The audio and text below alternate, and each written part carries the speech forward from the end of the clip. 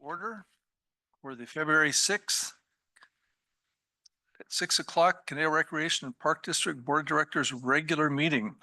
If you'd please join me and stand, salute our flag, and going to have our Chief Recreation Officer, Rochelle Callis, lead us in the flag salute. CRO. Place your hand over your heart. I pledge allegiance to the flag of the United States of America and to the republic for which it stands, one nation, under God, indivisible, with liberty and justice for all. All right, thank you very much. Can we have the roll call, please? Director Nichols. Yes. Director Cussworth. Yes. Director Huffer. Yes. Director Buss. Director Orozco. Yes. Thank you. And I see we have no special presentations. And do we have any items from the public? I think we have one person here speaking later, but do we have anybody online that cares to speak that you can see? All right, thank you.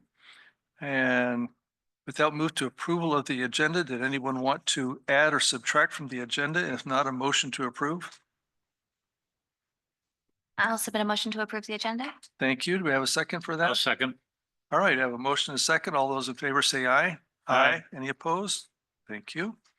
Next, we have a consent calendar for the minutes and the warrants.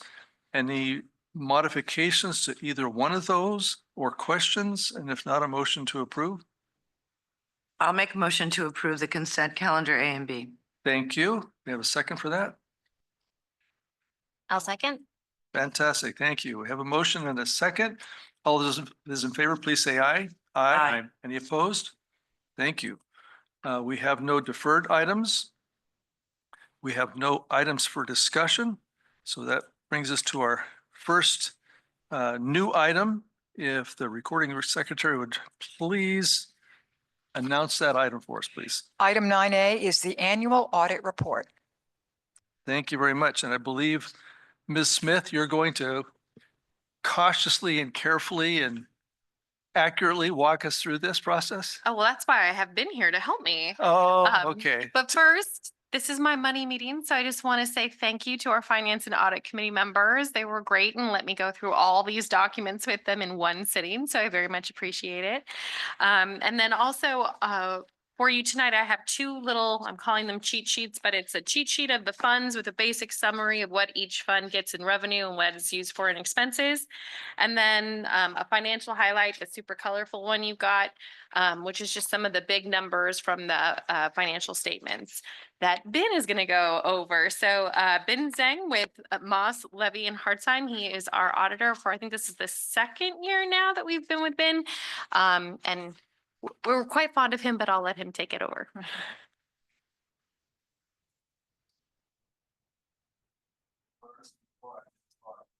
Some financial highlights for the year. I'd like to go over kind of like what we do. So what our responsibilities are, what management's responsibilities are, and how we work throughout the year, right? So management is mostly responsible for maintaining a good set of internal controls and an accurate set of financial records, right? So that means, having good policies in place, having good reviews and checks and balances in place. And then our job as auditors is to come in and to review those policies, review those controls, and then to also review those financial records once a year to make sure that they're free from material misstatements. And we also review internal controls to make sure that if there's any controls that we believe to be missing or not operating as designed, we bring that to the attention of management and, council through a management report. So we typically come out twice a year, I think. It's changed a little bit since COVID because we used to come out 2 weeks. And now it's kind of like, a mix of the two, like some hybrid, but we like to come out anyways. We come out once, typically before fiscal year end, but sometimes shortly after. And that's when we review transactions. So we test, disbursements, payroll items, cash receipts, to make sure that, internal controls are operating as designed. Like we said, like, so we'll interview staff and say, you know, how are disbursements processed? Who reviews, who reconciles which numbers, who signs off on it. And then we select a test of those transactions to make sure that that's accurate. You know, that what you're telling us, that management is telling us that they're doing, that they're actually doing. And also we make sure that what they're doing is adequate based on COSO standards, not necessarily to that level, but a certain standard, you know, best practices. And then, excuse me, I had pneumonia last week. So I had like 2 kids. So sorry, excuse me. I'm okay now. I don't think I'm contagious. Right, sorry. Apologize. And then we'll come out again at year end to do our substantive work. So that's when we're reviewing year end schedules like bank statements, bank reconciliations, year end schedules, capital asset schedules, debt schedules, lease schedules, basically proofing out the trial balance substantively. And then hopefully a couple months after that, we'll be able to issue the financial statements, our opinion. So with that being said, our opinion on this year's financial statements is unmodified. So that's what's commonly known as a clean opinion, same as last year. So, you know, I'd like to thank Melissa, her and Loretta made it very easy for us and like usual. So, so with that being said, I'd like to go over some financial highlights for the year. Investment income, property taxes, recreational fees are all up over the last year. So that accounted for about a 7% increase in operating revenue, with a much smaller 3.7% increase in expenses. So obviously operating results were better than last year. So that created an operating gain of $1.3 million more than the prior year. So the total operating gain was $8.3 million. So extremely healthy. Yeah. And the general fund reserve is 32%. So again, that's the unassigned general fund balance divided by a single year of expenditures. So hypothetically, you can operate for about a third of a year on reserves alone. But you know, that I don't think that's an accurate picture because management has assigned and committed balances already. So portions of that has already been set aside. If you look at the entire committed and assigned and unassigned fund balance, it's, you know, a very significant portion of expenditures. It's probably 100% or more of a single year's of expenditures.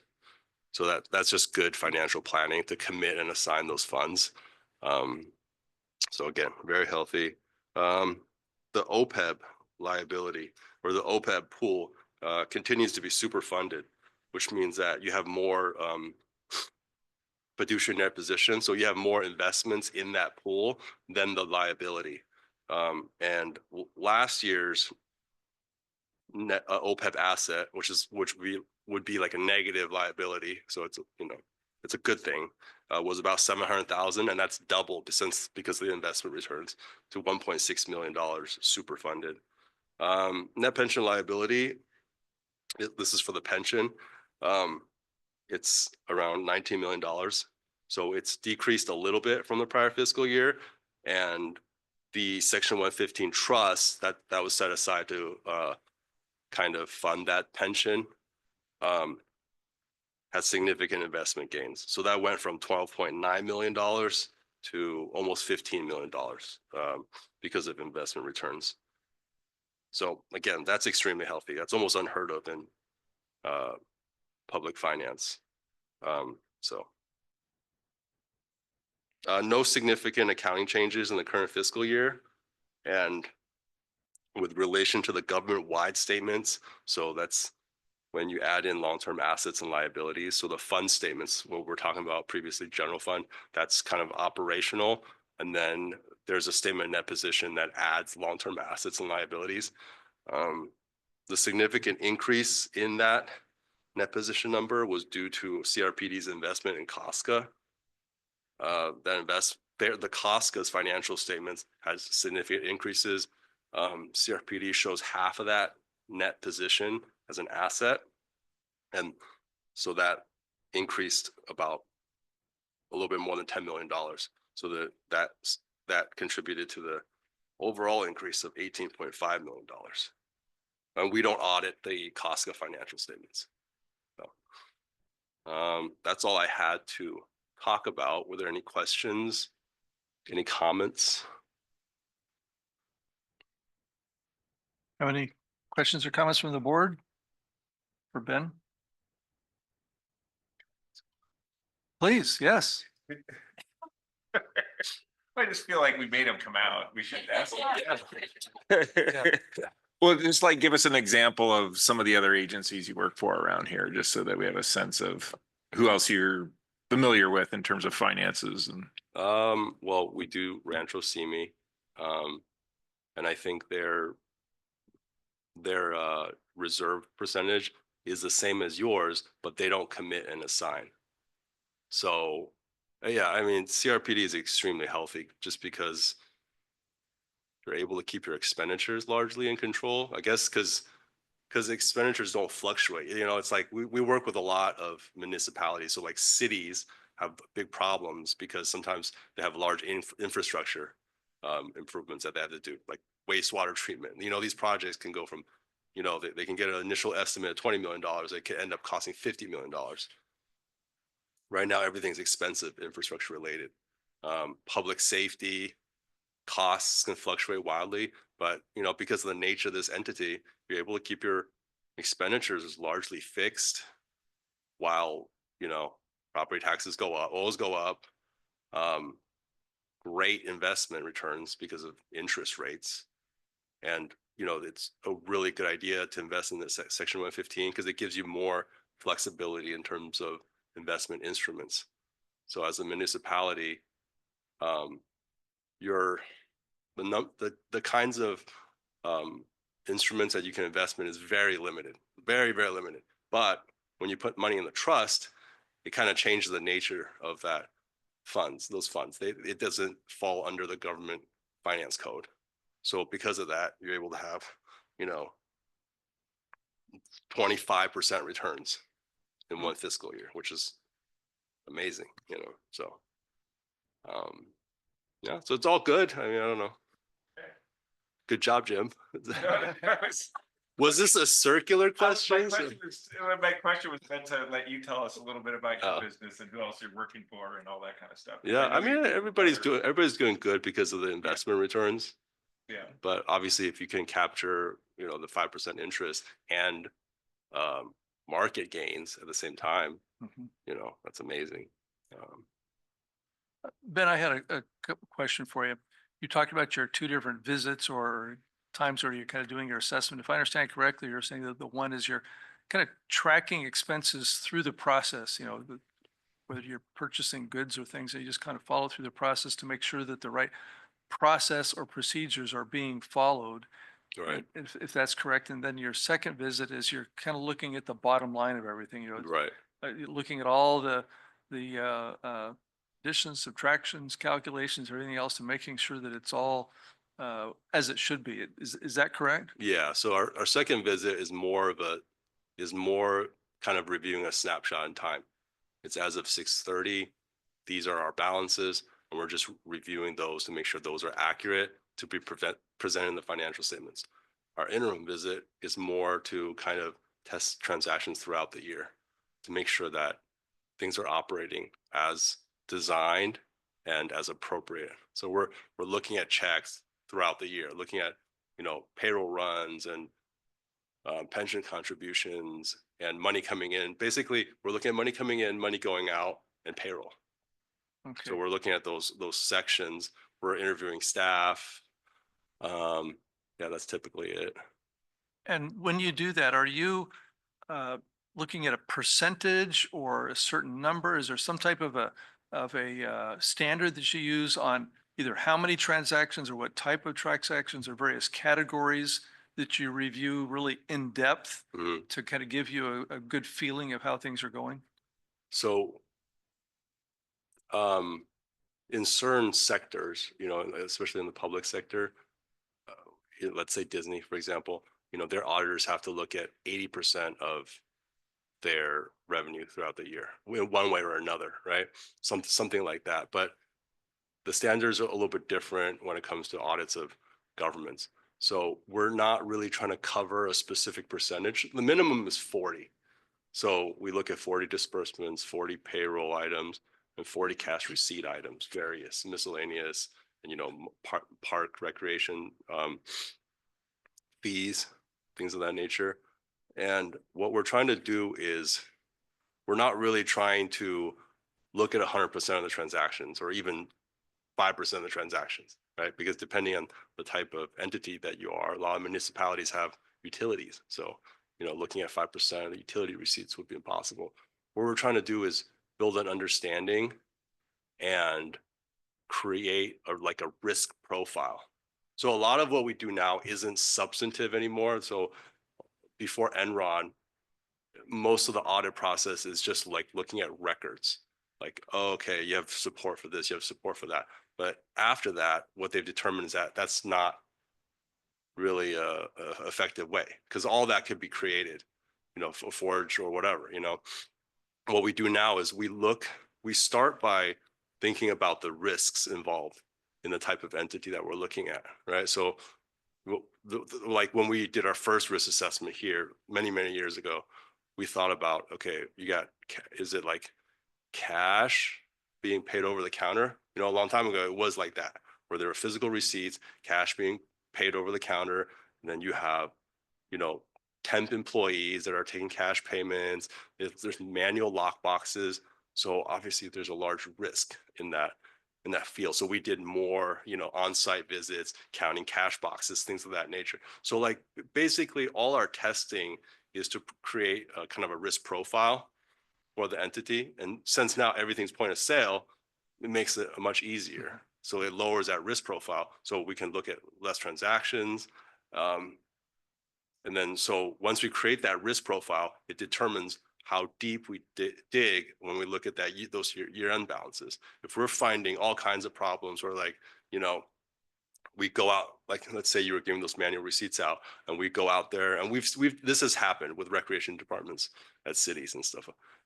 They have multiple receipt books and they don't know which they're issuing out of, and we can't find waivers and things of that. Then we do a lot more work to make sure that money isn't, walking out the door. Or sometimes we just have to give like modified opinions, whereas like there's no number of transactions that we can test that would give us any assurance that there's that these numbers are accurate. You're saying 100,000 in pool receipts, based on what we saw, multiple receipt books, that there's no real tracking of the tickets. They don't keep a log. So it could be triple that number. It could be quadruple that number. So in that case, we do have to change our opinion. Yeah. Okay. Sorry, is that too much detail? No, I appreciate that because I've been through a few of these before, especially with other entities, and the results were not really positive. So a lot of the things you learn as you go. And just like you said, identifying risks is very important. And I presume as a result of that, just like you said, you find a challenge area and you just dig a little deeper and try to find out what the true risk is and then offer recommendations, I presume at that So point. risk is basically guides all our work. Yeah. Now it's supposed to. So like they actually don't put a lot of, importance on like just looking at bank statements and things of that nature anymore. Because, in the digital age now, that can all be falsified, So. Very good. Well, thank you for the explanation. It's always good. I mean, especially when we hear these things, once a year, it's good refreshment to kind of catch back up again. Yeah. Director Huffer. Yeah, again, because Jim said, came all this way, all nicely dressed up in a coat, tie and all that I drove stuff. 10 minutes. We always love to see a clean opinion like this, but having retired from the securities industry for years and years, subject to a lot of different audits, I know even the cleanest audit, there must have been something, even if they're just suggestions or minor tweaks or something like that? I remember, I don't recall the details, but some years ago, just a little bit of change in the way certain transactions were being recorded, but in this process, were there any tweaks that you're suggesting to our staff? Well, if we have any comments of that nature, it would be in our management report. I would say not really, just because ever since the point of sale system was implemented for recreation, for people to go and pay online, that's taken a lot of risk off the table with people coming, paying at the front desk and things of that nature. And I would say that usually when we have recommendations from municipalities, it's for municipalities where, or, and entities where their activity changes a lot year to year. Like for example, MRCA, right? Like what they're involved in changes every year. They get different endowments, different mitigations, different grants. So how that needs to be reported and booked, there's a lot of variance, and it does need a lot of accounting guidance sometimes. And we do have adjusting journal entries that we make, that we help management make.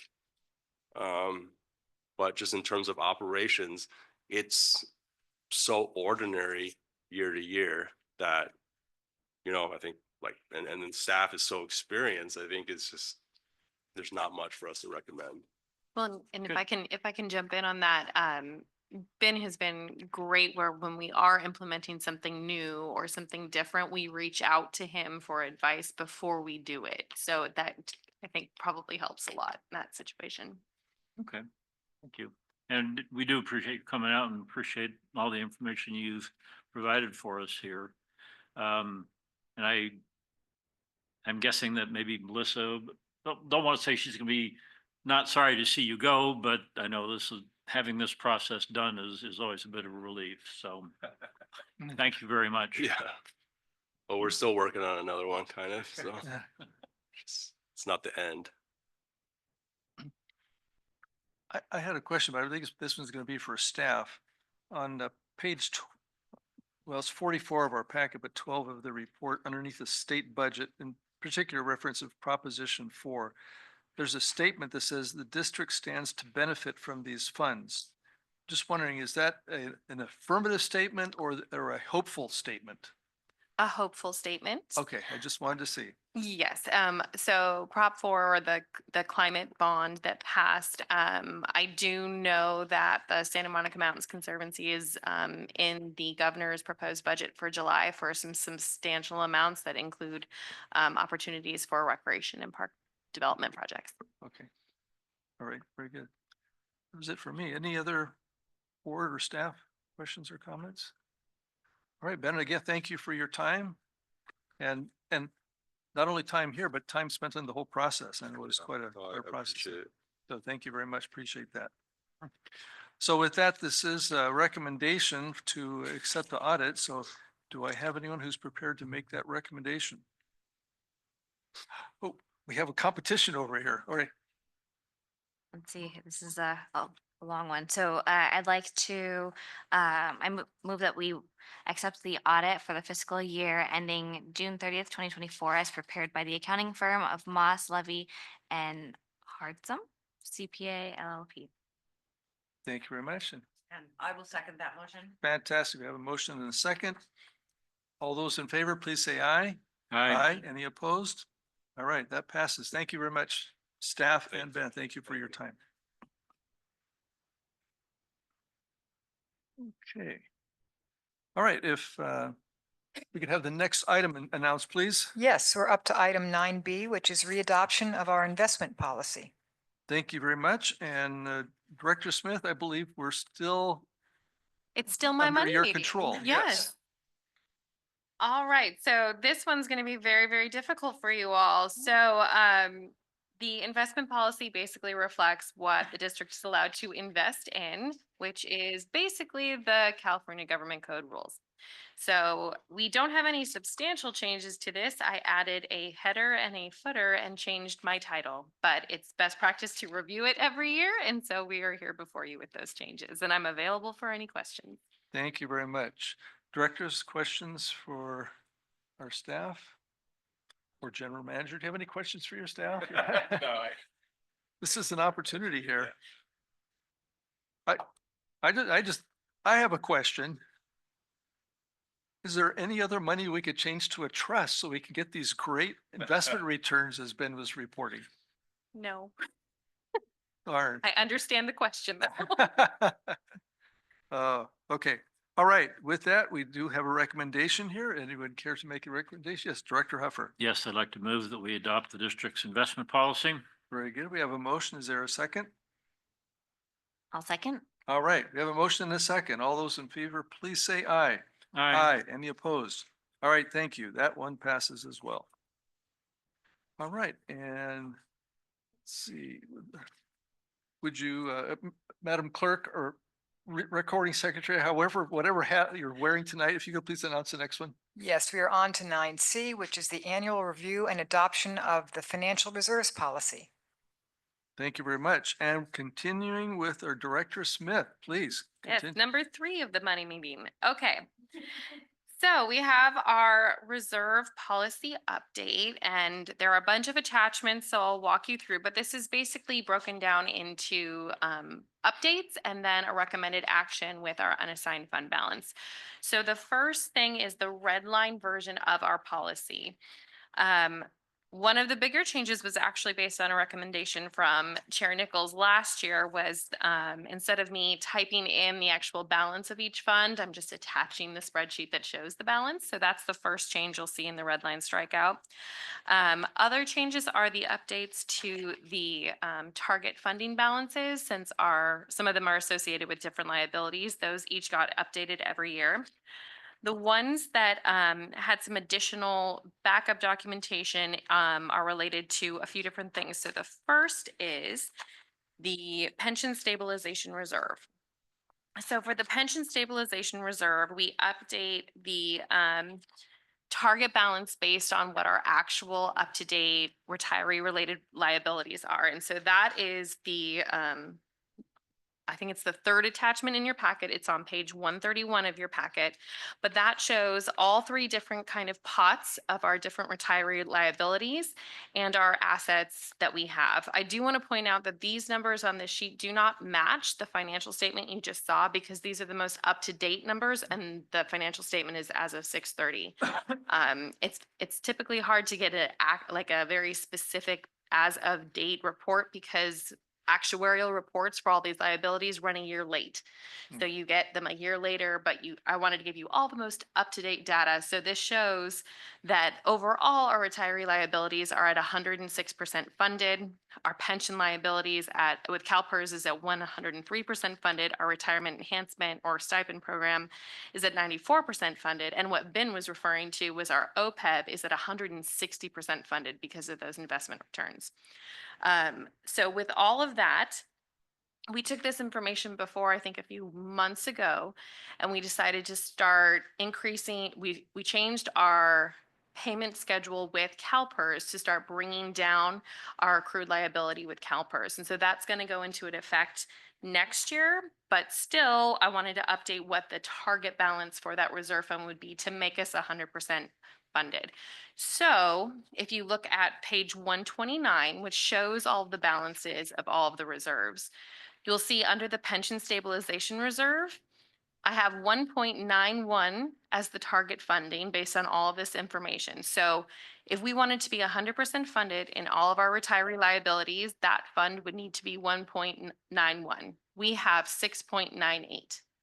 Which means if there is a fluke, we have some cushion, and it's going to help us use that sped up amortization schedule for our CalPERS payments in the future. So I'm happy that our financial statements backed up our decision to move to a faster amortization schedule. So that's the first change there. The second change is an update to the capital facilities and property acquisition reserve. So that calculation is on page 130 of your packet. And there are a few changes there. So the first change is the year X of capital projects identified. We had had that number at $53 million for 4 years. And obviously there's been changes in 4 years. So we increased that amount by 15%. And Andrew, when he goes through the CIP update again, then we might be changing that again. But right now we have it at 60.95. And then the next change was in the number of acres deficient. So based on new updates, we have 104 acres deficient. And so we have a new total goal, a very aspirational goal of $300.7 million for all of our future capital facilities and property acquisition reserves. That includes any improvements we might need, any property we want to acquire to address any deficiencies. And while we figure out whether or not we're staying at Hillcrest or what we're doing when our lease is up, that's all available to be used in this reserve. If you go back to the balance sheet, we do have the target updated to 300.76 and we have we have 5 million there. The last part of the action item tonight is a recommendation to move 3.7 from our unassigned fund balance to that capital reserve, specifically to address those capital needs. As you can see, it's the most underfunded reserve that we have. And we have 8.68 in unassigned fund balance. We would like to keep about 2 million in unassigned to address any things that might come up during the year, but feel very comfortable moving 3.7 to that capital reserve to address any capital needs that we can jump on. With that, I'm available for any questions you have, or if you want further details, I'm more than happy to give them to you, but I'll stop. Thank you for that review. Board members, questions for, yes, Director Hupper. I know you explained this before, Melissa, but the 4.37 that was moved from unassigned to the capital facilities reserve, that's a partial repayment of the loan that we had. No, that was a separate action that we took at this time last year when we updated the reserve, where we had that excess and unassigned fund balance and then decided to assign it to capital. Okay, all right. That's right. Okay. And then, of course, the reserve target calculations of a bit over 300 million. Those are all in today's dollars, right? Yes, today's dollars. Wonderful. All right. Thank you. Other questions over here, anybody? No? Okay. I have a question. Okay. There's several locations, but I'll start with this one. Underneath operating reserve on page 126. You have purpose, use of funds, and then funding. And then you note that the ideal target reserve is between 3 to 6 months of operating expenses. So it kind of gives you a formula, so to speak, of how you calculate what your reserve is should be. And then you note that that's between $6 and $12 million. Going on to the next one, claims and liability. There's no real definition of what your ideal target is. It's not this 3 to 6 months. It's not a dollar amount. It's just kind of there. Mm-hmm. And so you just say the ideal target is a balance. So I'm wondering, well, that's the balance, but what's the target? So how do you distinguish what process you're using to define what the target should be, and then what the balance is that covers that target? So the recommendations I've gotten about the ideal target for this kind of thing is to make sure that you could cover the premiums for any type of claims. So 2.5 is well in excess of that. So the 2.5 got picked, I think it was 7 years ago, and we have not updated it since, but I'd be happy to do a better breakdown of how to come up with a good target and do some more research on that. Yeah, and I would like to see that even for like equipment reserve. Just same thing. It says the ideal target reserve is currently 5 million. So The equipment reserve I actually could show you. So the equipment reserve is based on replacement schedules from all 3 divisions and calculated Right. depreciations that come up with that number. to me, that's what's missing here is Okay. it's not really stating how you determine what the target is. Okay. And then you state what the balance is, and then you can see, are we meeting our target or are we not? So I don't really see that here, and I didn't know if I was missing something or if it's just not there. Because again, I also did see it for your vested leave reserve. You say, well, it's the total projected liability. That's how you determine what your target is. And that's actually in the financial statement, but I could make those notes about where those targets come from. And then we would just need the discussion on the claims and liability as a new calculation. That would be helpful, because I was just trying to, Sure. offset what's the target, what's the balance, what's the target, what's the balance. I put them together. Yeah, and I can kind of fill in a little bit of how the number came to pass. You know, our insurance is through Capri, and we have a self-insured retention of 100 for the liability claims and 350 for workers' comp claims. And this is awful or gruesome to think about, but Cheryl and I, when we were talking, well, what if we had a van of 8 employees going to a conference and the van rolled over and you all of a sudden had 8 $350,000, workers' comp claims or something, it was just kind of a pull it out of the air. No, like you're just trying to guess like what could theoretically happen in a year. Of course, it could be way worse. Something really awful could happen. Or, like fortunately, knock on wood, we've never really ever dipped into it ever. We've always been able to manage our liabilities, the risk related liabilities through our, current fund balance. So it's kind of like a catastrophic, what if something Yeah, really bad happened? Yeah. Worst case is always a good Right. to use. Yeah, I think that would be helpful. I think just to clarify here, especially if you're pulling it from other locations. Can I Just to- promise it next year? You can promise it whenever. I just, Okay. I mean, I understand that we're okay. It's not like there's a challenge here, but just to make it clear. Yeah, but otherwise, yeah. Okay, any other questions or comments? Yes, Director Cussworth. Just a real quick one on page 131. It's for the employees that were hired after July 2009. Are there other benefits that are available to them, or did we just take these benefits out of the picture? Down there at the bottom, it says the closed pool benefits not available to employees hired after July 2009, and the retiree medical benefit for managers is not available to employees. Do they just go on to Medicare or something like that? We don't give the benefits after, or, Yeah, oh, okay. it was cut then. Any other questions? Okay, well, if there's no further questions, there are 2 recommendations for here for the board. If anyone would care to make the motion with those recommendations. I'll make a motion. Okay, I recommend that we, 1, adopt the district's amended financial reserves policy, and 2, authorize transfer of 3.7 million from the district's unassigned fund balance to the capital facilities and property acquisition reserve. thank you very much. Do we have a second for that? I'll second that. Thank you, Director Huffer. All right, we have a first and a second. All those in favor, please say aye. Any opposed? Okay, that passes. Thank you very much. And if you could, recording secretary, Madam Clerk, if you could please announce our next item. Yes, our next item is item 9D, and it's the draft Conejo Recreation and Park District Master Plan. Thank you very much. Director Mooney. Thank If you, you could Chair. please update us. Yep, thank you, Chair Nichols, members of the board. If you remember back in October of 24, the board initiated the master plan review process. So I walked through this new draft master plan. Basically, staff went through with the help of our consultant. We updated language as well as updated census figures.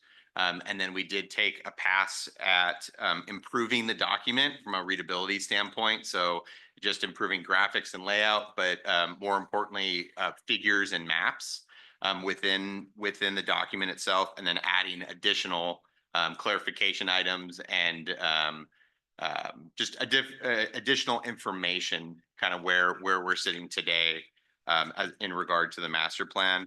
The draft master plan was included on a link. I know the board got hard copies. We've had the draft master plan available at the front desk since October with various copies for any public if they were interested in it, as well as a link again for the original 2011 master plan referenced in the board report. Basically, the intent of this is to finalize any comments from the board in public. So then staff can return at a future board meeting in the near future, make any comments and revisions to the document, and then bring it back to the board for final approval. As part of that, we would be working through an environmental review as well. So that would be kind of a two-part. It would be the document as well as the environmental with the document itself at that time. But I'm open to additional discussion tonight and comments from the board. So I got my pen ready for any review comments and additions that the board may have. And with that, I'm available for questions. Thank you. Thank you very much. And if I could just make one quick, I guess, announcement or just clarification. I did meet with the general manager and Director Mooney last week, and I had a full page of comments.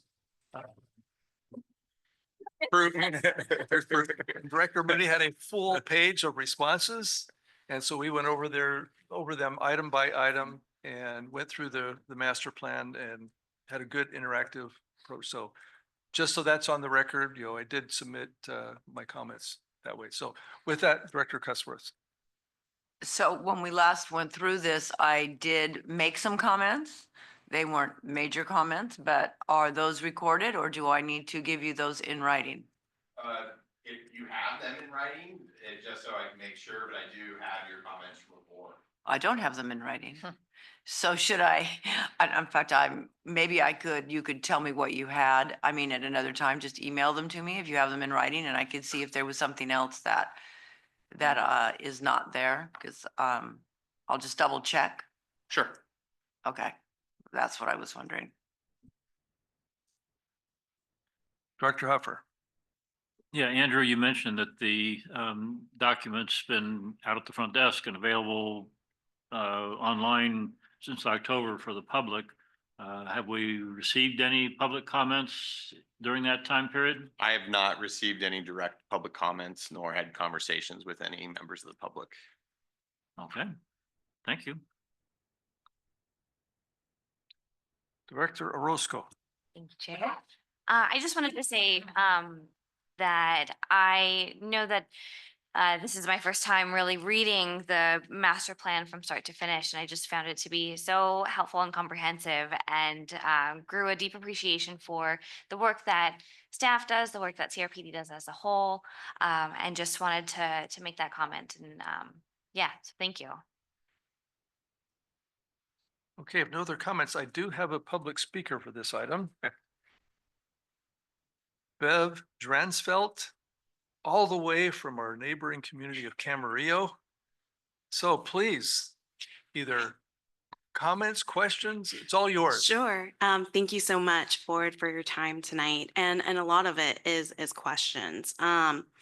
Just as PVRPD is looking and discussing a master plan, one of the things that I'm hoping, and I'm sure that this has been discussed in previous meetings, is just overall, if you could share the benefits to having a master plan, how that's been beneficial for the board, but also in addition to staff, and how it's impacted short and long-term planning, and the cross-section, if any, with the city's general plan. I was looking at the staff report and then I was thumbing through the plan that was provided here tonight. And I noticed the last one was in 2011, but looking at the draft, it looks like the original was established in 1975. And one of the other questions was just the approximate cost of updating the plan, and if this is something that staff could have done on their own without the consultants. I appreciate your insight, perspective, and any experience that you can provide, and thank you so much for your time.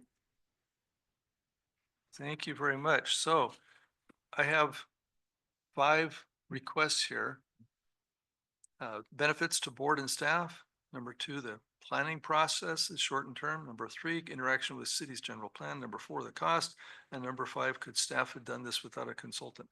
So Director Mooney, I'll start with you. Yeah, might Sure. might as well have a Camarillo resident answer it. There you go. Yeah, so just to confirm, first publication was in 1975. The last time we did a comprehensive update with the data was from 2011 from census. So we have annually updated the master plan as needed. So as we've developed parks, like most recently Page Lane Neighborhood Park and years before that with Sapwe Trails Community Park. So we do update that. So just to kind of give you a background on that, we did have coordination between before my time, but coordination with consultants, not fully doing the master plan, but bringing it up to standard with mapping and things for the 2011 update. And then staff has maintained it in that time.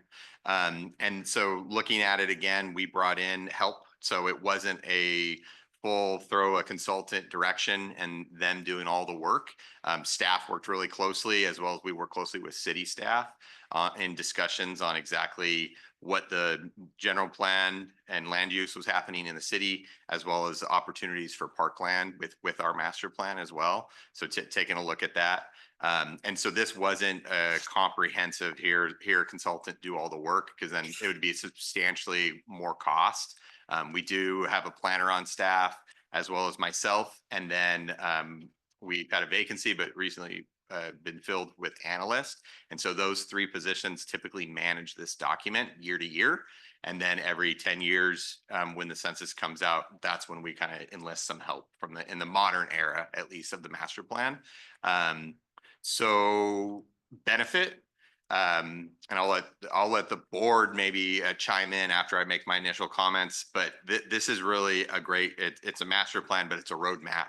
And so it helps staff if we see an opportunity, whether it's new residential development happening in a specific zone of town that we know we need more parks in, and then also looking at just available land to be able to put a park in and develop a park.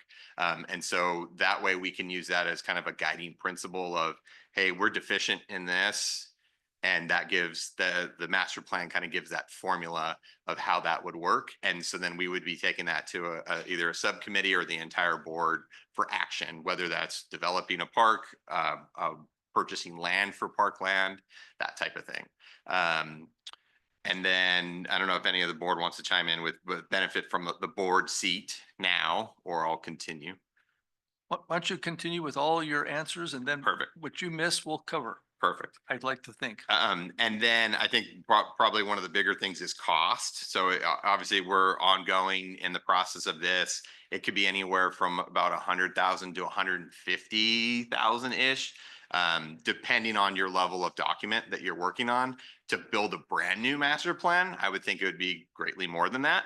And then depending on how much staff time, since we're free, and we're here doing it with overhead versus having a consultant team working on it. So to a brand new master plan, obviously I'm familiar with Camarillo. So a smaller land area that you're looking at, obviously a smaller park system, but then from a factor, it'd still be several $100,000, I would imagine, especially if you're building it from the ground up. I touched on a little bit of the city. We paused our master plan to follow the city. Similar to a lot of cities in Southern California, they're getting more denser, a lot of mixed use development. And so we wanted to pivot based on what's happening with the projections of where the population is. We work from a park to population ratio, and work through that with the master plan. So it's the factor of we wanted to see what the land use was and put parks where people would be and use that as far as our assessment with our master plan. And I think I covered them all, but maybe you could fill in if I did not. Maybe just to emphasize the value of consultant versus staff. Sure. Ultimate control is nice, you know, being able to have project managers and like an analyst on staff as well as whether it's director or manager working on a project. Because ultimately we're going to have to own this document and be able to utilize it, whether it's working with developers, working with the city, working with our board to analyze the need and interest of where parks should be. So it's definitely, we worked very well with consultants that we've had in my time for nearly a decade now with the district. And so it's really kind of a pairing and like a mesh point between staff who's going to know it better than an outside consultant, but then also, hey, the skill set of a consultant who might have done dozens of these versus, yeah, we're in our own world of what our master plan should be, you know, looking around at other case studies and getting experience from a consultant team with planning experience. So. Let me check with our general manager as from staff perspective. Do you have anything else that you care to add at this point? No, I think Andrew pretty much covered it, and we can always, I mean, if you really have more questions, we can sit down Sure. and talk and hang out and go through it. All right, board members? Yeah, and comments? feel free with your staff to reach out, and you know, it's always great to be able to share or nicely steal, borrow from other agencies to learn, to Public help. So plagiarism is what I call it. Director Cussworth? Well, I think plagiarism is wonderful. You know, as a teacher, we just steal from every teacher there in the school. So, Director Mooney, he kind of talked about something I was going to say because I had brought up to our general manager, hey, we're behind in our master plan. We need to be revamping that. We've had a lot of changes, but our city was in the midst of a master plan. So we said, well, we want to kind of see where they're going first. So definitely it's something that we're looking at based on the city. I also, I think Mr. Friedel pulled out the master plan from 1975, I guess it was, and gave it to me. And I read the whole thing because I really like history. And I found it absolutely fascinating to see as just as a historical document, like where the parks were and where they are now and how the city changes that we may change our viewpoint. Like in 1975, they had little pocket parks and they said, we're not going to do that anymore. Because they were building and they were having a lot of land and they were having, you know, large developments coming in. Well, now with a lot of density, we're going, well, hey, maybe we should start rethinking about that. Maybe we should have some pocket parks because we don't have as much land and our density has changed. So we have to be flexible on what we're going to do. And another thing I thought was interesting is that they wanted to have like pools in every neighborhood. So it was like, okay, well, that was wishful thinking.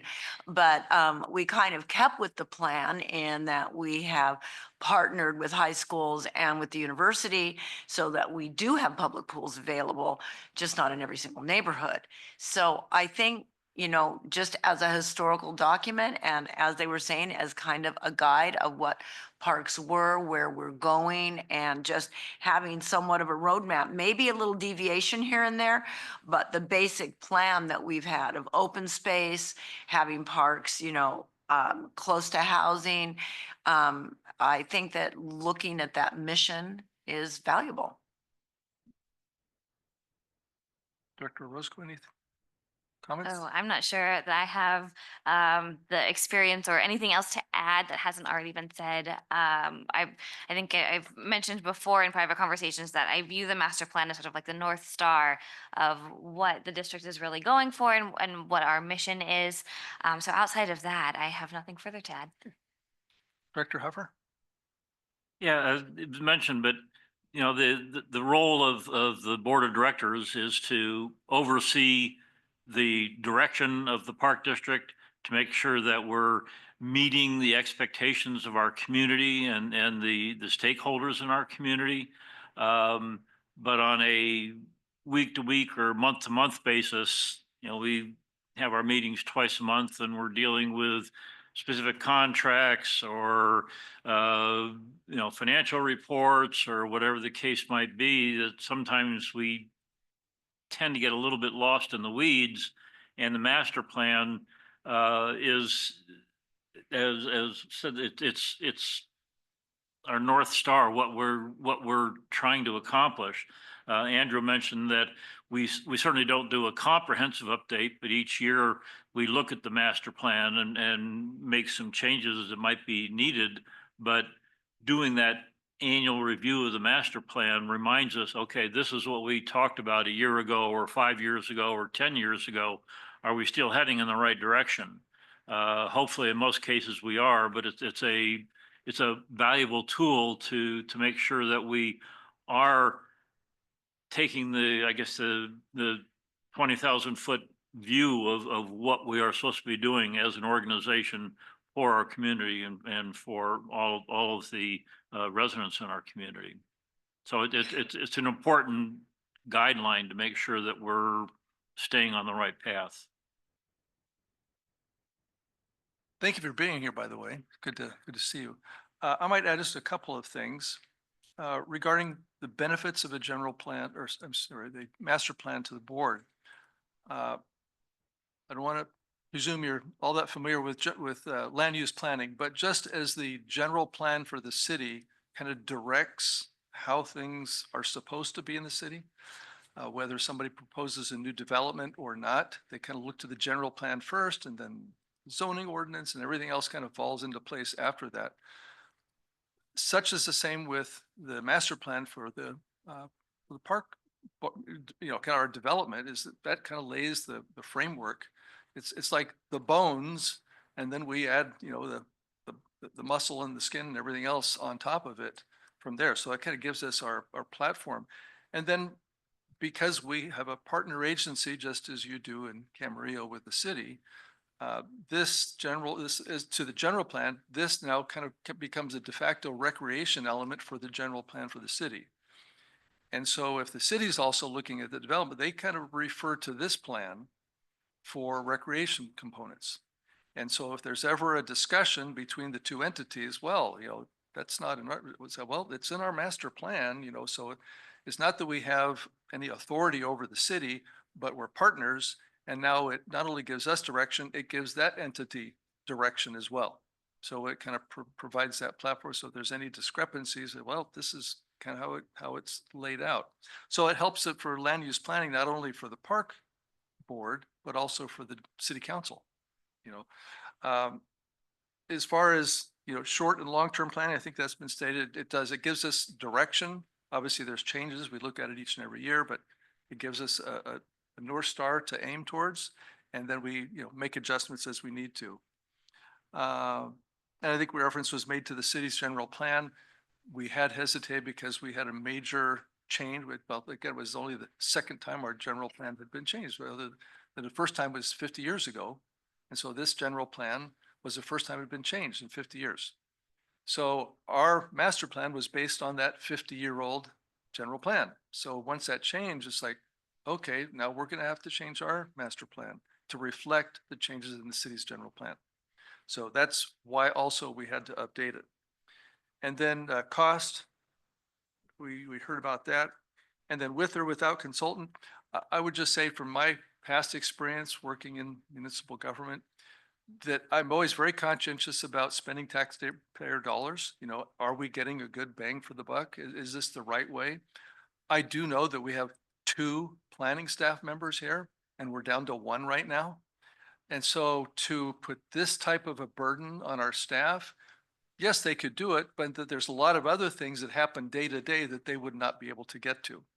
So it's just like, as we heard, they can provide the direction and the skills for what it takes in this community, but you can use a consultant who prepares these things time after time after time and is very up to date on the current trends in technology. So you blend that expertise with the local expertise and you get a good product. And so I think it works out quite well. If we were the city of Los Angeles and had probably a planning staff of 100 or 200 people, absolutely, I would give that to the staff to do. And then maybe they could, benefit from some specialty input. So it does depend on the size of your district, and you say you're comparably sized, and that you're not the size of Los Angeles, but you're not just a one park entity as well. So it does kind of depend on what you have to start with and where you hope to go. So I guess that's it. It was a good review. Thanks for questioning it. It was good to go through that process. So hope that helps. And as our general manager said, staff is always available if you want to, give them a call, come on down, go through it in more detail, welcome to do so. Okay, that was a good review of that. Thanks for questioning that. So any other comments or questions from the board on the process? Okay, if not, there's a recommendation for staff authorization. Does anyone care to make that motion? I'll move that Director we Huffer? authorize staff to provide the consultant team with feedback and input and report back to us after a public meeting with the final draft master plan and environmental review and analysis. I'll Thank you very second much. that. All right, we have a motion and a second. All those in favor, please say aye. Aye. Any opposed? All right, that passes. Thank you very much.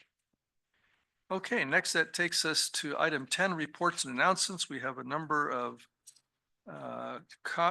copies of the different reports in our packet. Is there any questions or comments of staff on any of those items from anybody? Okay, if not, we will move on to item 11, department reports, and we'll start with our Parks Division. Director Mooney. Thank you, Chair Nichols, members of the board. Just giving a quick update on my staffing. We did hire an analyst, so we went through a recruitment process. So Luis Jimenez is as of this week, a ranger. He will be the management analyst for Parks and Planning come Monday.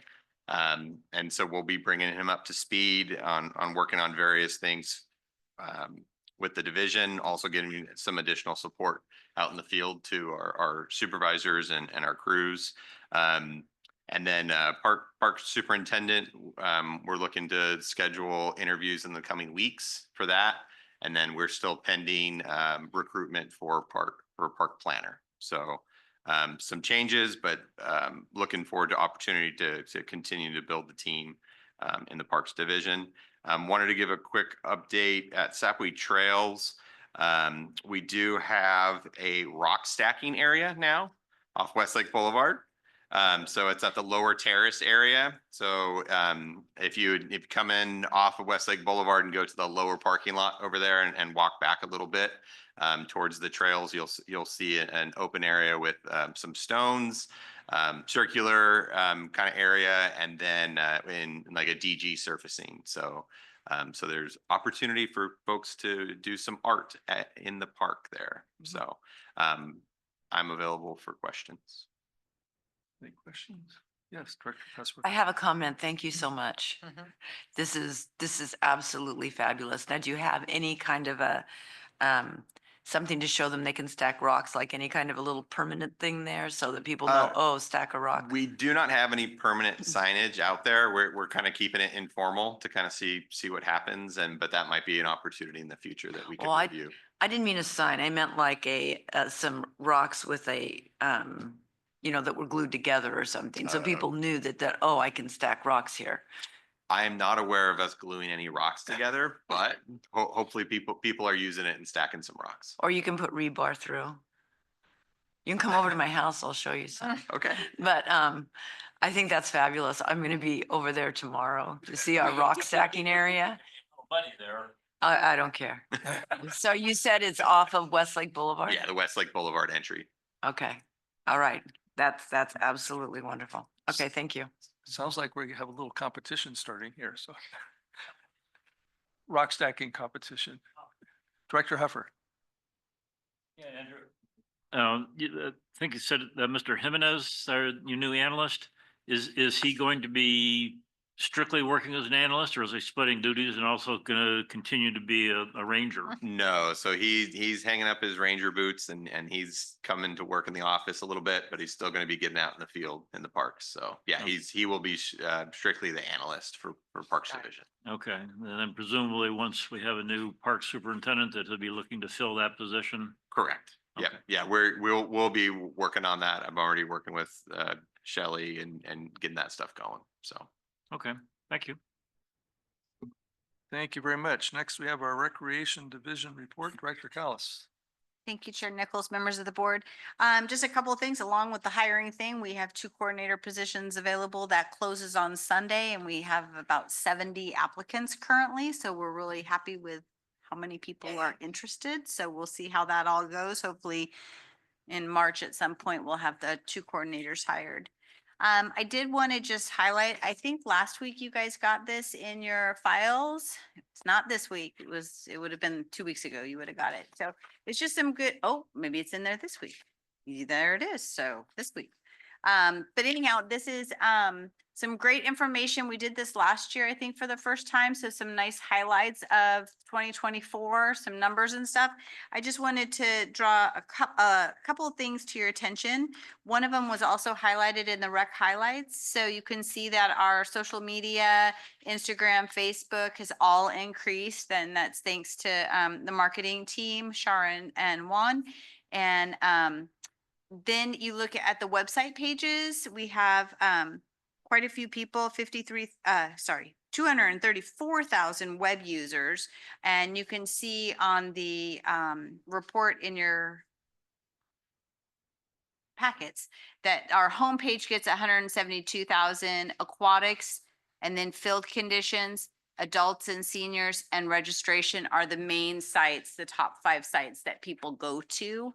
So we have those analytics. And then the other interesting thing is you can see under community service, we served about 18,000 meals to seniors. And then just a little heads up, we have received notice from the county, because that's run on a grant, that, we're being notified that funds may or may not be there in the future. So that is just something to kind of put in the back of our heads that we need to be kind of aware of depending on what happens in the world. And other than that, I am available for any questions. Any questions? Yes, Director Huffer? Yeah, could you remind me, Rochelle, how much does the county provide annually for the senior nutrition program? I don't have the exact number, but I Just believe. ballpark? Oh, did you look it up? It's after we talked about it?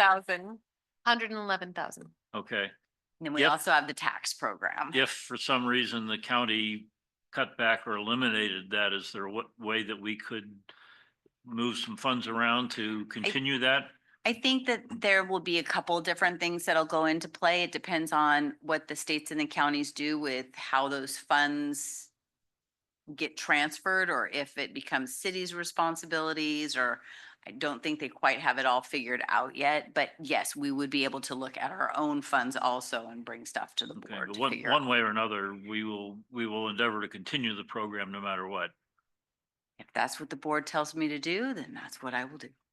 I would And it's assume. just me personally, but I really like to see that continue no No, matter it's a what. great service, and it's definitely obviously needed. We have 60 to 70 people in there every single Monday through Friday. So it's definitely needed. And I personally can't imagine it would completely go away, but we will figure something out. Okay, thank you. If I could just follow up on one of those what ifs type of situations with that is in working with the California Association of Rec and Park Districts, which also works with the Special Districts Association of California. It's items like this where when state passes, legislation usually passes something, it always talks about cities and counties, local government. The cities and counties get this, the cities and counties, and they always forget about special districts. And so the legislation rarely ever includes opportunities. So when funding starts to get distributed, it always goes to counties and cities. And then when something doesn't happen, they say, well, how does it get to the special districts? Oh, you talk to your city or county. So even though special districts are an integral part of, in essence, of social service, something like this, rarely is it ever included in legislation. So if you ever want to talk to your legislator about something, that would be something to include is don't forget special districts. I had a question for you. In the comments or your little flyer, it says 280,000 program guides distributed. Is that printed? And that's, I mean, we don't have 280,000 residents, nor do we have So- 280,000 times homes. You do- That's total. There's 50,000 households that we send the program guide to 5 I'm sorry, times a year. Sorry, how many? About 50,000 50,000, okay. households that we send program guides to 5 times a year. Gotcha. So that'd be 250, so it's Okay. a little higher. Yeah, well, I was, Mhm. 55. I Give or was, take. I was We may trying to have do some of added the math more. myself, and Yeah. as I was, when you're talking about web users, I was wondering, well, does that include people who are downloading it off the web? Okay. Okay, all right, so those are the printed ones. All right, super. More the merrier. Okay, thank you. Next is Management Services, Director Smith. Thank you, Chair and Directors. Thank you for embracing my money meeting. And I do want to give a shout out to Loretta and the finance team. They work so well with Ben and our auditors, and it's so much easier than with other organizations I know. So a huge shout out to staff because they put a ton of work to make sure everything's just ready for the auditors, and it's really a good relationship we have there. So I'm very happy with that. Shelley and I went to the Liebert Cassidy Whitmore Conference for Human Resources. Some commiserating, but a lot of good ideas for stuff going forward. And it made me very grateful for our awesome staff because when you hear everyone else's troubles, you really appreciate how great of staff we have here. Yeah, and so with that, I'm available for any questions. Any questions? All right, nothing, thank you. That will go to our general manager's report. Yes, thank you, Chair Nichols, members of the board. I don't know, Natalie, you're gonna talk about BCSDA, yeah? Yeah, I'm not gonna say anything. You can tell everybody. I've been kind of zooming in on the downtown master plan meeting, so I think we've between staff and board, and I think we've covered every single meeting. We haven't really missed one, and they're starting to feel redundant, which they should, because they're starting to cover the same subject matter. So last night's was pretty similar to the first meeting, I think, in terms of just getting generic input, and it was by Zoom. So, so paying attention to how that's going, it looks like the city's moving that right along. Mentioning next week. So next week, we're going from kind of the wrapping finance audit, closing all the money sort of book, and then now we're starting in earnest our budget meeting. So we have 45-minute meetings with virtually every supervisor in the district over the course of 4 days next week or something. So we're going to be very involved in all that, thinking about budget stuff. We are having some folks from the Jantz Marketplace come in to meet with Andrew and I. They're going to be bringing the new buyers in, and they want to kind of understand our comments on what we think, the Jantz Marketplace could or should do with respect to parks associated with their efforts to get a specific plan going at the city. So they're coming in next week. And we also have a meeting with the city staff on the Kelly Road project, which is it's behind Kohl's, that vacant lot behind Kohl's, the old movie theater site. So, they have plans for development. What's great is the developers are asking us and talking to us about, how do we make sure we satisfy the master plan, meet your needs for parks? Can we be doing on this property, or should we just think about fees? Those kind of questions, right? So that's kind of lots going on. And then I just before the meeting forwarded, I think maybe a couple hours before the meeting, forwarded the email that we received from the appellant for the Conejo Community Center project. So that I'm optimistic that this time 2 weeks from now on February 20th, we'll have that subject come to you, the letter come to you. And if you're, as a collective board, comfortable with the additional sort of self-imposed limitations or restrictions on how we build out and operate Conejo Community, then it looks like the appellant will withdraw their appeal and we can start moving forward with the phase 1 improvements that we want to do and that kind of thing. So knock on wood, because until something's done, it's not done. So I'm hoping, though, we're on the right path. And then I think what we're going to try to do at the next meeting, or maybe the meeting after, is revisit, just the strategic plan, our 5-year strategic plan we just did last year. So we'd kind of be on year 2 of the 5-year plan.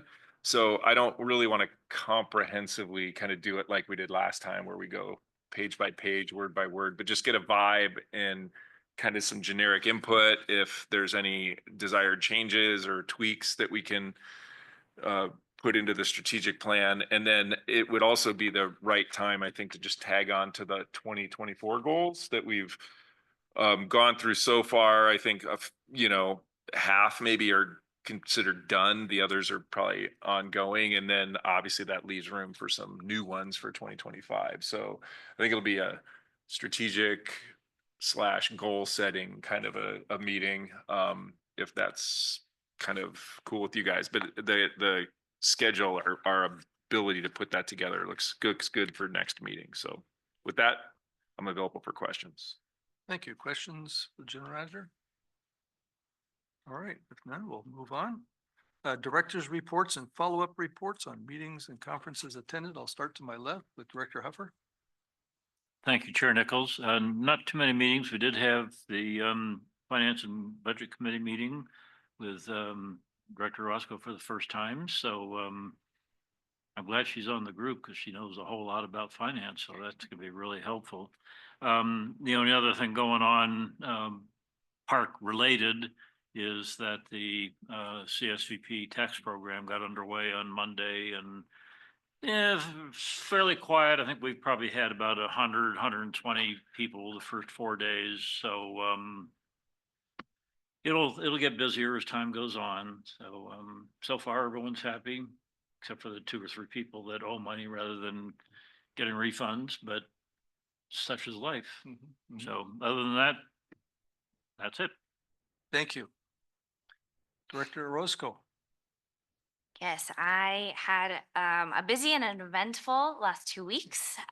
First off, I went with staff and with Jim and Andrew to the storage yard and Sapwe Trails, where I was able to better understand our storage yard, how our staff manage different updates and circumstances within our parks and managing our trails, and then took a little detour around Sapwe Trails to just gain a better understanding of all the projects and all of the different organizations and the partnerships that we utilize within our community.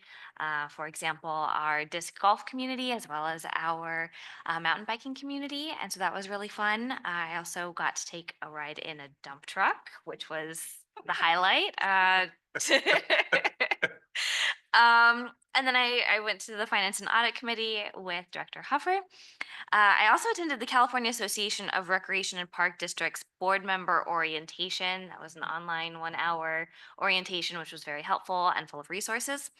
The second CRPD site visit that I went to was Ranger headquarters, and that was also just a good overview of what our rangers tackle on a day-to-day basis, what their mission is, and how they handle certain situations.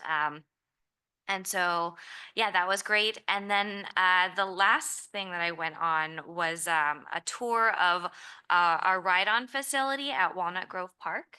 I was invited by them to just get a scope of this really special gem nestled amongst our homes in Newbury Park. And the amount of services that they provide and they're able to utilize that space was really wonderful to see. It was a great way to spend a Saturday morning. So if you're interested in volunteering with Ride On, I highly recommend it. I mentioned it to my goddaughter and she's already filling out paperwork. So she's very excited. Yes. Very good. Director Cussworth. So I'm very excited that Jan's Marketplace would be consulting with us about parks, and then also Timber School.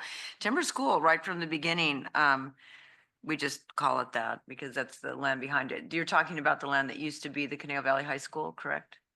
Or is this a different land? No, this is behind Coles, the vacant lot that's behind Coles. Oh, so it's not the old Conejo Valley High School land. Oh, okay.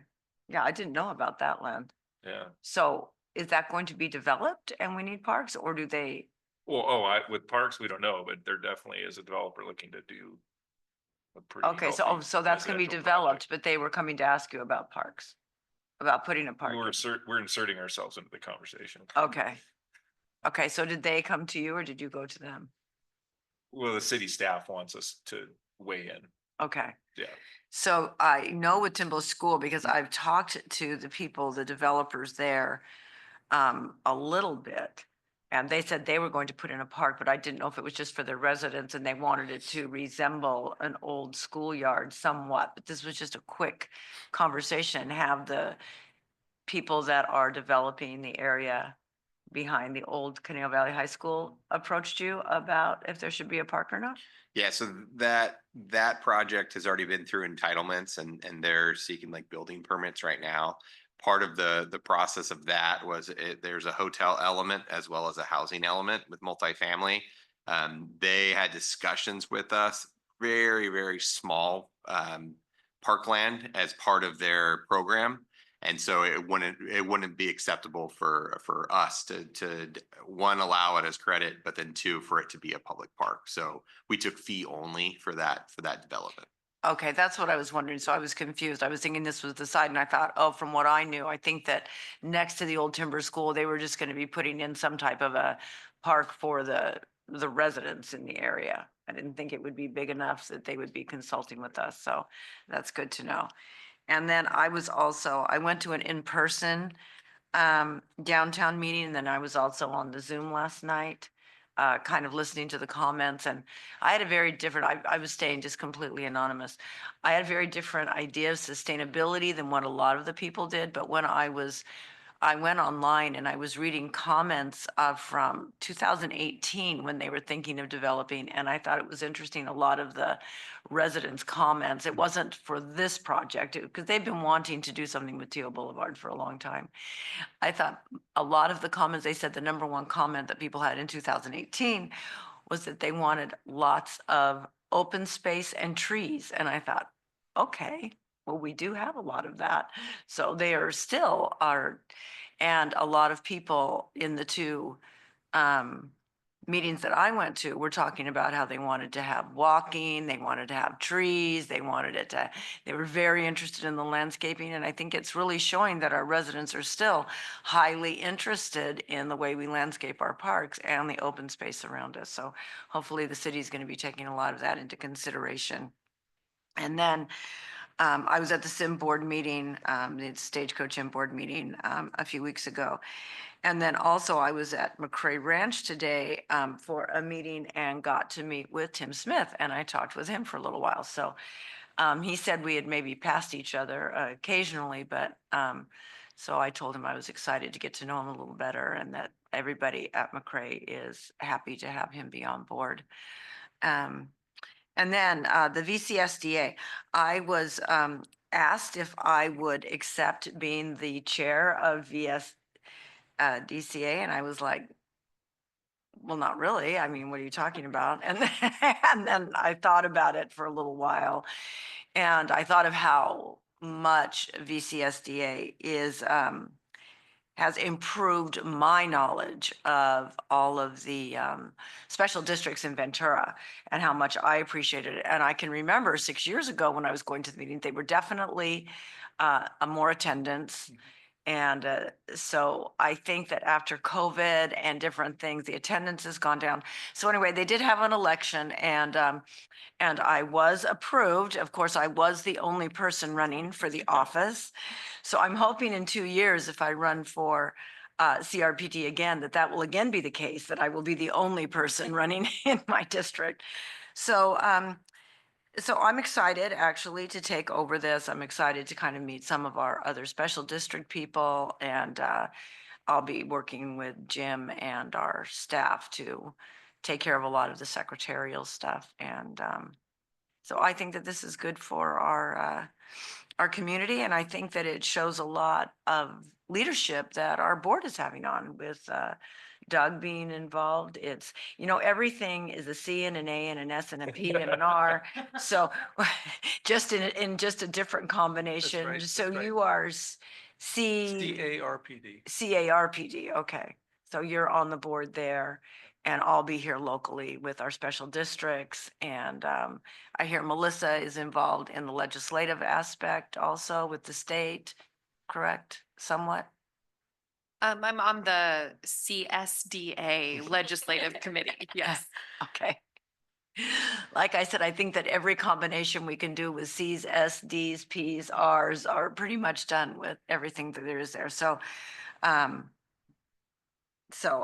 yes, I am very excited to, be a part of that, or at least I'm telling myself that I am. So, Very good. Could Thank could you. I just interrupt from that? I Yes. really do appreciate your taking that on because as you said, the VCSDA has been dwindling a little bit and it is a valuable organization. And your willingness to step up to that is wonderful. So thank you for doing Yeah. that. Absolutely. and that is the end of my report. Okay, thank you. I had a couple of meetings, like, as I'd mentioned, met with the general manager and Director Mooney regarding the master plan. That was on January 28th, and on the 4th, attended the VCSDA meeting right here in this very room. Those are the only couple of meetings that I had in this since we last met. Unusual, usually I have more than that, but that's good. I was able to have some personal time, be able to get my own things done for a while. But that's good, all good. All right, that concludes that one. We'll move on to item 12, requests for status reports and items for subsequent agendas. Do we have any requests? Hearing none. Goes to item 13, items from the public. Do we have anybody waiting online? Nobody, okay.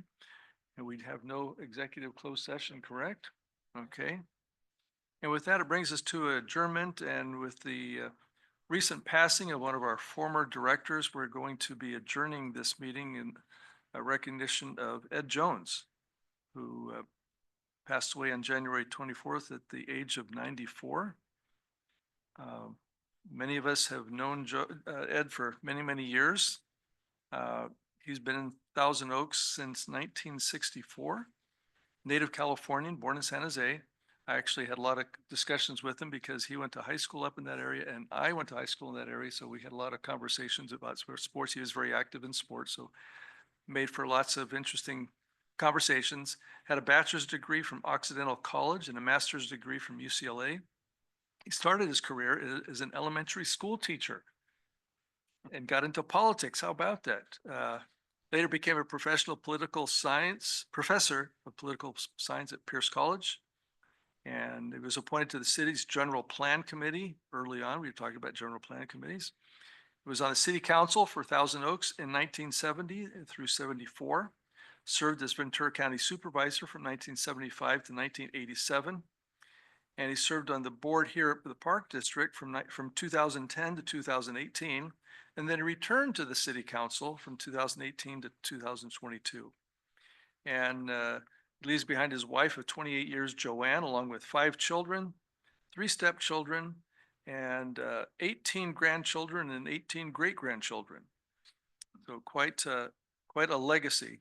And as I mentioned, I think we probably all have a lot of stories about Ed, but I don't know if it was the first time I met him, but I know I did meet him knocking on doors during campaigns, came and knocked on my door. But what was interesting, the door that I was at, he would always remind me that the house over there across the street he used to live in.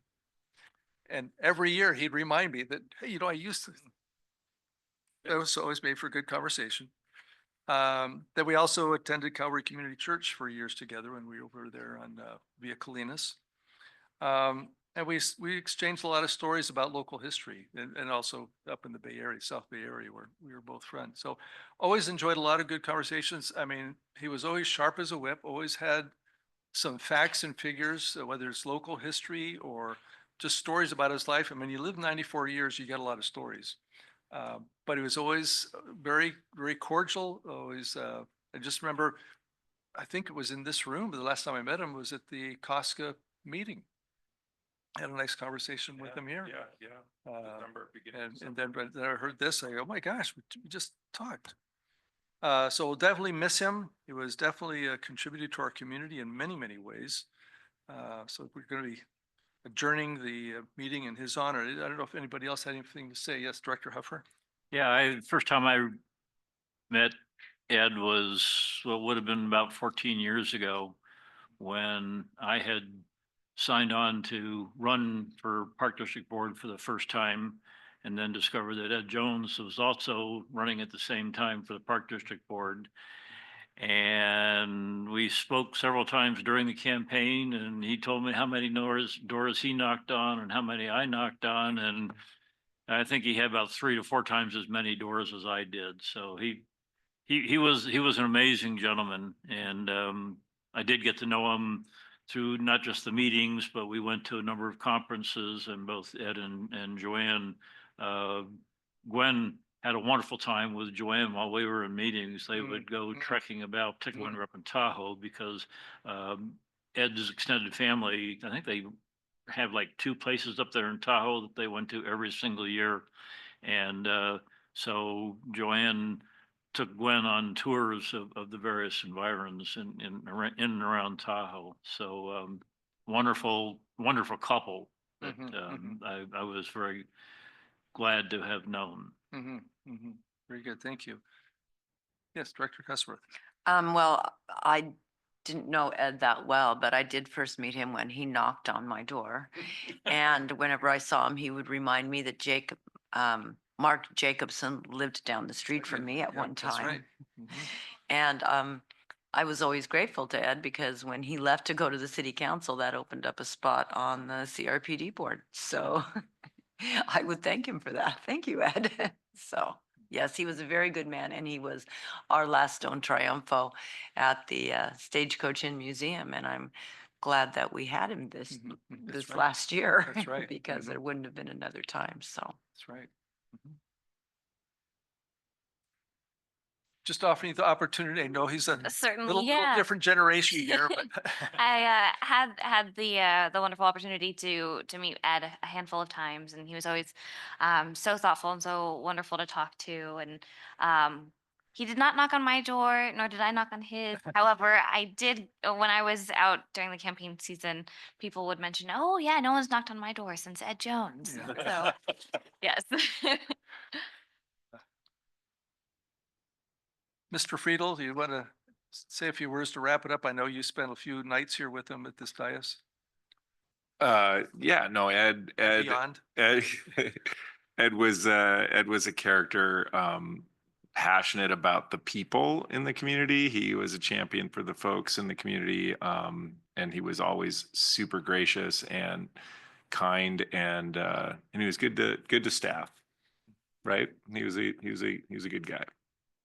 We'll miss you, Ed. Absolutely. Okay, yes, we will. So we will be adjourning this meeting in the honor of Ed Jones from passed away January 24th at the age of 94. We will definitely miss you, Ed. Good night. We're adjourned.